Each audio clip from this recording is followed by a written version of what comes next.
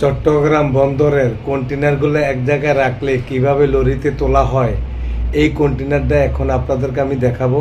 আপনারা দেখতে থাকুন এই ভিডিওটা, সম্পূর্ণ ভিডিওটা দেখবেন কিভাবে চট্টগ্রাম বন্দরে টেইলার রে কন্টেনারগুলো তোলে এসির মাধ্যমে। এই জিনিসটা সম্পূর্ণ দেখাবো, আপনারা অবশ্যই আমাদের পাশে থাকুন।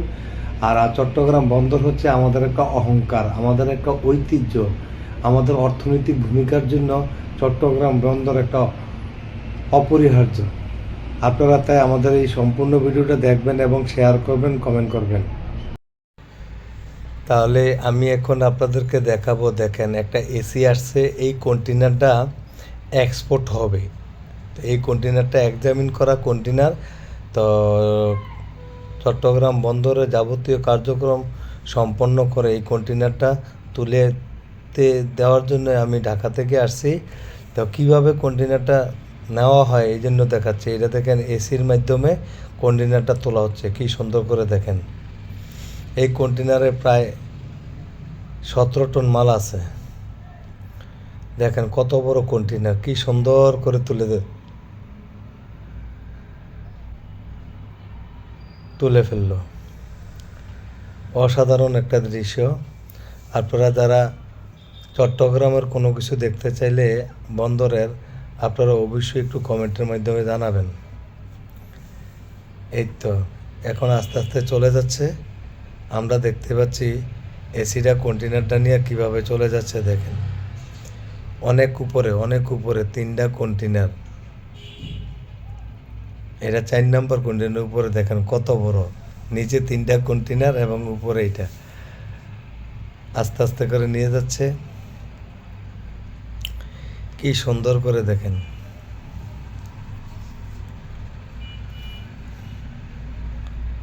এসিটা এবার সম্পূর্ণ আপনারা দেখতে পারবেন।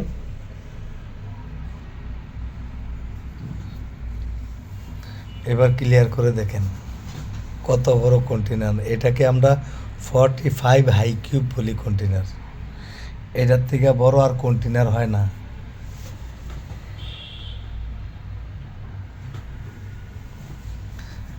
আস্তে আস্তে করে নিচে নামালো। দেখেন এত উঁচার থেকে নামাইলো, তো আস্তে আস্তে করে নামালো।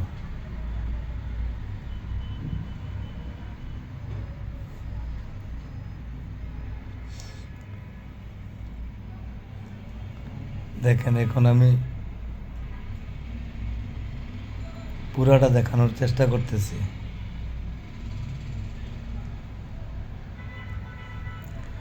এই চট্টগ্রাম বন্দর থেকেই আমাদের বাংলাদেশের যেই রাজস্ব খাত আছে,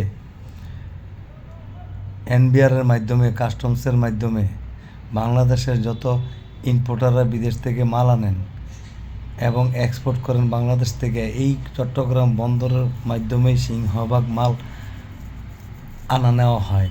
এই বন্দর থেকেই বিভিন্ন দেশের থেকে যত মালামাল আসে, এই মালামালগুলো চট্টগ্রাম বন্দরে আসেন। এখান থেকে সিএনএ প্রতিনিধির মাধ্যমে এই মালগুলা খালাস করে ইম্পোর্টারের ঠিকানায় পাঠিয়ে দেওয়া হয়। আর চট্টগ্রাম বন্দরের সকল কর্মকর্তারা 24 ঘন্টা আমাদেরকে সার্ভিস দিয়ে থাকেন। এখানে মাত্র 2 ঈদে 2 ঘন্টা 2 ঘন্টা করে 4 ঘন্টা ছুটি। 2 ঈদে 2 ঘন্টা 2 ঘন্টা করে 4 ঘন্টা ছুটি।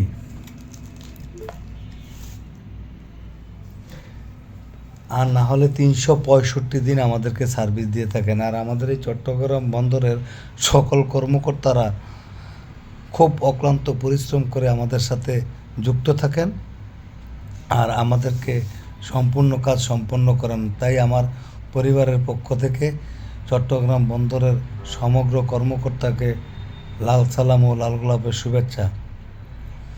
দেখেন কিভাবে লরিতে রাখতেছে, কি সুন্দর করে লরিতে বসাই দিল এত বড় কন্টেনারটা। এখন গাড়িটা নিয়ে যাবে। এখানে দেখেন আমাদের বন্দরের কর্মকর্তারা উপস্থিত দাঁড়ানো আছে। সিকিউরিটির অফিসের উপস্থিতিতে কন্টেনারটা পাঠানো হচ্ছে জাহাজে। এই কন্টেনারটা জাহাজে উঠবে, এই কন্টেনারটা জাহাজে উঠবে। এখন দেখেন সুন্দর করে বসিয়ে দেওয়া হলো।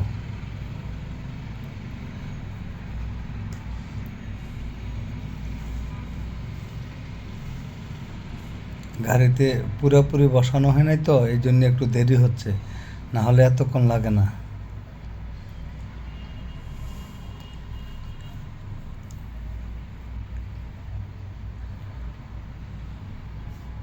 আপনাদের কাছে যদি ভিডিওটা ভালো লাগে আপনারা অবশ্যই কমেন্ট করবেন। এখন দেখেন কন্টেনারটা কত বড় লরিতে বসানো হলো, দেখছেন? এখন গাড়িটা চলে যাবে জাহাজের কাছে।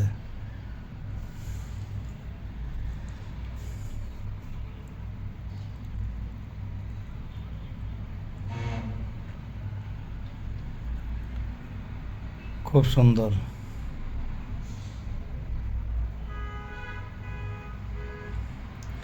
এখন সিগন্যাল দেওয়া হবে, গাড়ি এখন চলে যাবে।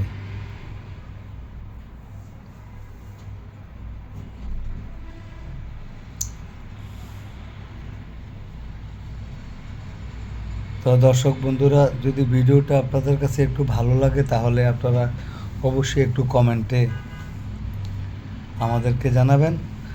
আমরা দেশের ইতিহাস ঐতিহ্য তুলে ধরার জন্য চেষ্টা করতেছি। তো তারই ধারাবাহিকতায় আমরা চট্টগ্রাম বন্দরের কন্টেনার কিভাবে জাহাজে নেওয়া হয় গাড়ির মাধ্যমে, এটা আমি আপনাদেরকে দেখানোর চেষ্টা করছি। তো আপনারা সবাই ভালো থাকবেন, আমাদের পরিবারের সাথে যুক্ত থাকবেন। আল্লাহ হাফেজ। আবারও যে কোনো ভিডিও নিয়ে আসবো।